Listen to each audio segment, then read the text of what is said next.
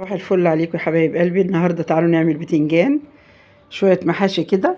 دي كوسه اللي انا كنت جايباها معاكم ووريتها لكم، وادي الفلفل، والفلفل ده العسل ده عشان نحشيه، وادي البتنجان الابيض على فراخ كده، ونشوف هنعمل ايه مع بعض. صباحكم فل.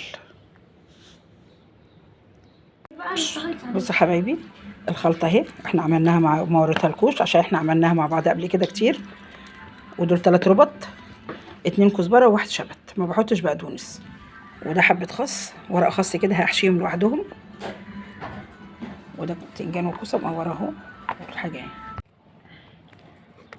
بصوا حبايبي، ده الخس انا تبلته ازاي.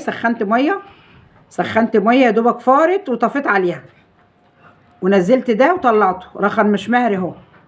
ده حبه خس كانوا عندي قلت احشيهم. الخس ده عسل.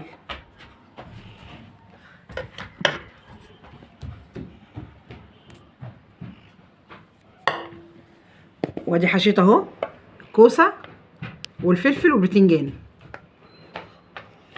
وصلي وسلم وبارك عليك يا سيدنا محمد. المحشي اهو هننزل بقى بالشوربه عشان احنا صايمين، نلحق بقى ايه يا دوبك على المغرب بقى. كل سنه وانتم طيبين، ربنا يبلغنا رمضان على خير يا رب.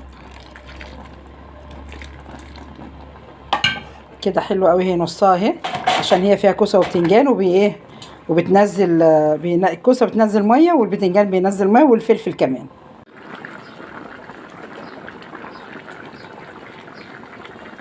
ادي حبه الخس اهم، حشيتهم حلوين قوي. المحشي الخاص ده انا بحبه قوي، تحفه.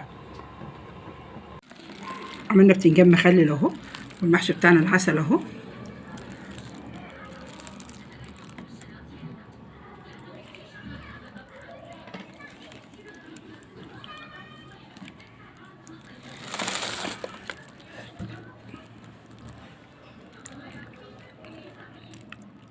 عسل.